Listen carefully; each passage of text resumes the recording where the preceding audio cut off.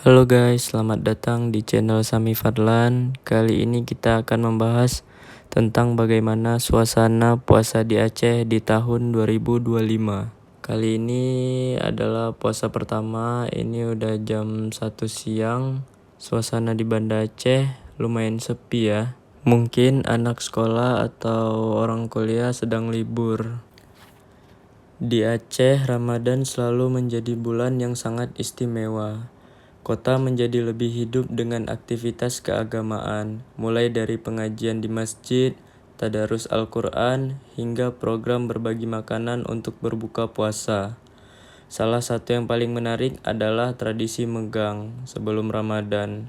Megang adalah tradisi makan daging bersama sebelum Ramadan. Masyarakat Aceh akan memasak daging sapi atau kambing untuk dinikmati bersama keluarga sebagai bentuk syukur dan persiapan menyambut bulan suci.